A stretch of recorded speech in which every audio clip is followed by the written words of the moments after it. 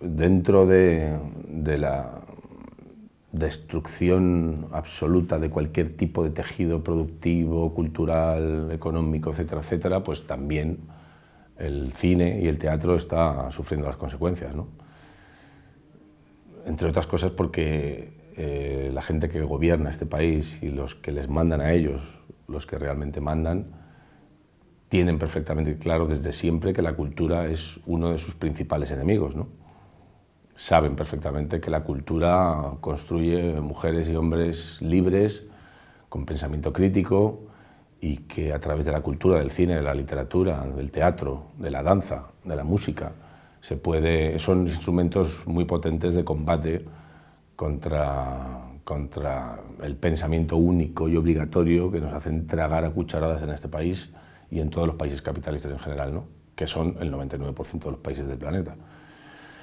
Entonces se junta la falta de presupuesto que debería estar destinado a la cultura y que ahora está destinado al Banco de Santander, y por otro lado la posición ideológica de la extrema derecha que manda en este país, que sabe perfectamente de los peligros que acechan detrás de la gente de la cultura, ¿no?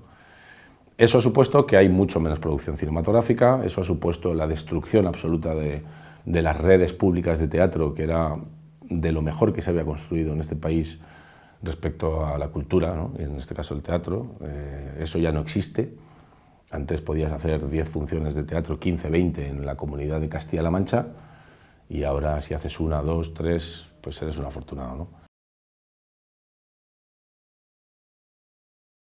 Creo que es un país en donde ciertas necesidades imprescindibles para la vida, como por ejemplo la cultura, se ofrecen de manera casi gratuita a todo el pueblo, desde el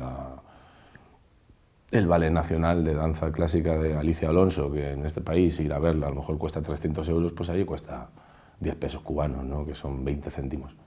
Y así con todo.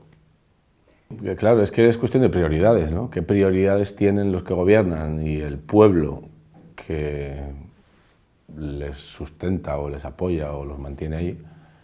Y en este caso de la Revolución Cubana, la cultura ha sido la niña mimada siempre de la Revolución, ¿no? Cualquier tipo de arte, ¿no? Y eso se nota en las calles de La Habana y en las calles de todo el país, que, pues eso, el cine cuesta 2 pesos, ¿no? Cubanos, el teatro 5, 6, 7, la danza 12, 14, aparte de la cantidad de espectáculos gratuitos 100% que hay en todas las noches, ¿no? Es imposible abarcar toda la oferta cultural de La Habana.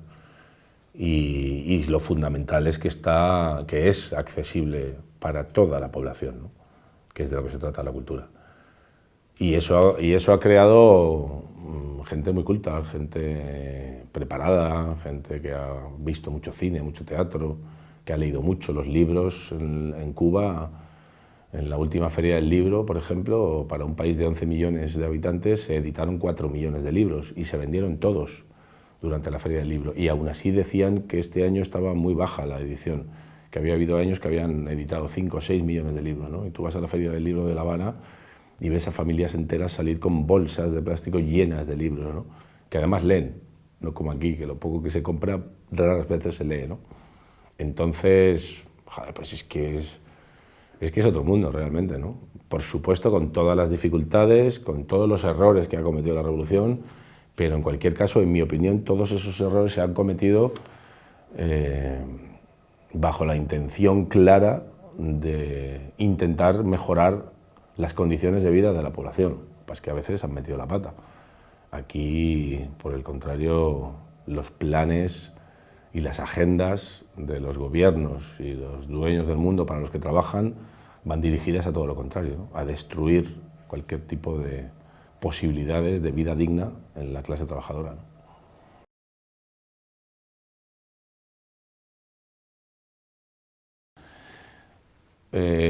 Se junta con que somos muchos y muchas también, ¿no? Muchos en mi caso, muchos actores de mi generación de muy buena calidad, que al reducirse el número de ofertas pues supone que la mayor parte de nosotros nos quedamos fuera.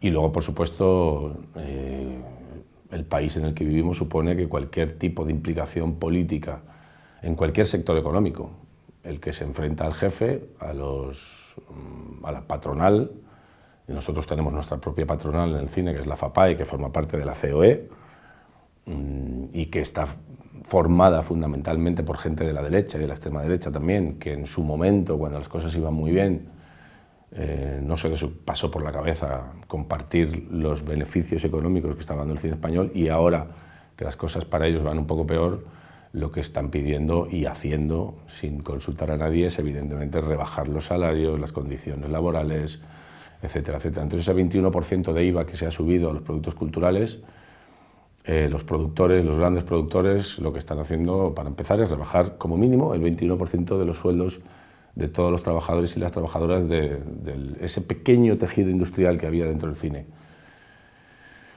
Y las consecuencias pues se notan, claro, yo tengo constancia de ciertos trabajos que tanto el productor o el director o lo que fuera pretendían ofrecerme, pero como en este país es prácticamente imposible hacer una película sin la participación de una gran televisión, y en este país ahora mismo las televisiones se dividen en dos grandes grupos, uno de Berlusconi y otro del Grupo Planeta y Satélites, y como yo formé parte del sindicato de actores y era secretario de Acción Sindical y me planté en las diversas huelgas que ha habido en los rodajes para intentar que los compañeros y las compañeras se sumaran a la huelga y los productores estaban delante escuchándome, pues evidentemente eso, cualquiera que se enfrenta a la patronal pues acaba pagando su precio, ¿no? Ahora, el precio que yo he pagado en este país es tan, en el fondo, ridículo con lo que se paga en otros países por la misma implicación política. Pues, por ejemplo, yo en el Sáhara Occidental estaría preso o habría sido torturado o incluso estaría muerto, ¿no? Entonces, es un precio bastante bajo en comparación a otros compañeros y compañeras en cualquier otro país del mundo, ¿no?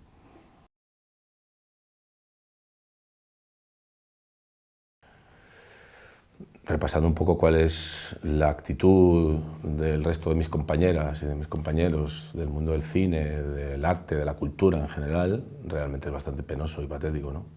Están todos escondidos debajo de una piedra.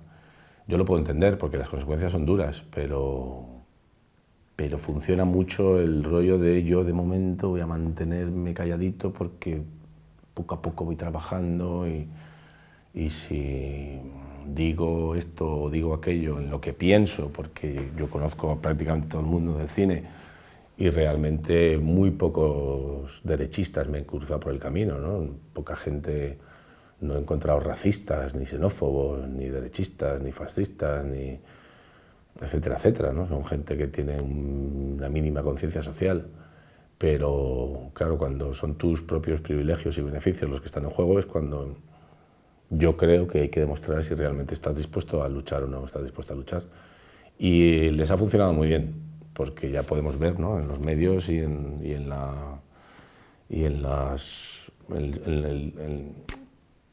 la participación que la gente de mi mundo profesional tiene en las luchas políticas que se están llevando a cabo, ¿no? Y ninguna de ellas peligra el hecho de que te puedan llamar, yo qué sé, stalinista, ¿no? Quiero decir, estamos hablando del derecho a la vivienda, del derecho al trabajo, del derecho a la educación, del derecho a la salud, del derecho a la cultura, ¿no? Entonces, si te fijas, muchos se han movilizado a partir del 21% del IVA, ¿no? Antes no, porque son ataques económicos contra nuestro sector, ¿no? Y de momento eso es lo que más les está movilizando, más anteriormente todo el tema de los derechos de propiedad intelectual, etcétera, etcétera, etcétera, ¿no? Que son privilegios que el sector de producción cultural ha intentado defender o ha defendido a capa y espada, caiga quien caiga. Y si tienen que caer 200 trabajadores migrantes que se dedicaban al top manta y tienen que entrar en la cárcel, pues tienen que entrar en la cárcel, ¿no? Y lo primordial y lo primero son mis privilegios y mis ingresos económicos que a través de las SGAE y otro tipo de agencias mafiosas están recaudando para mí, ¿no? Pase lo que pase. Entonces a mí me da mucha pena porque están todos desaparecidos, ¿no? Y me da mucha envidia de años como a mediados o principios del siglo pasado, ¿no? Como la intelectualidad, la gente que se dedicaba a la cultura eran militantes activos de la lucha por la justicia social, ¿no? Por decirlo en dos palabras. Ahora mismo a mí me da vergüenza, realmente, porque hay gente que tiene muchas posibilidades de acceso a los medios de comunicación, que sabe que sus palabras van a llegar, no que sean más importantes ni menos, porque no lo son, ¿no?, que la de un obrero de la construcción, pero sí que tienen un eco mediático que, en mi opinión, no podemos desaprovechar, ¿no? Pues es nuestra obligación. El hecho de que sepas que te van a poner una cámara delante o un redactor de un periódico delante y tú te dediques a hablar del sexo de los ángeles, pues me parece una aberración, ¿no?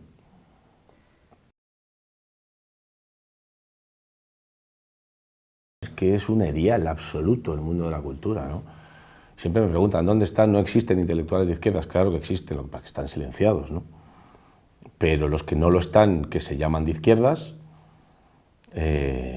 no lo son, evidentemente, por mucho que lo digan, ¿no? Porque entonces, cuando le preguntan a Sabina cuál es su opinión sobre Repsol, YPF y la nacionalización de YPF en Argentina, pues dice con todo su descaro en una entrevista con Julia Otero junto con Joan Manuel Serrat, dice, mira, yo sobre YPF tengo una opinión en Argentina y otra en España, ¿no? Pues ese es el nivelazo de la hipocresía, el cinismo de nuestros intelectuales.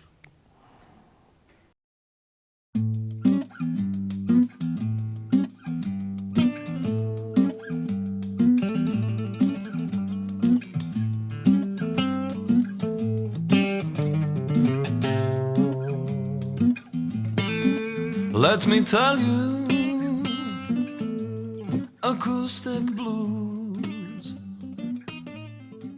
Let me tell you.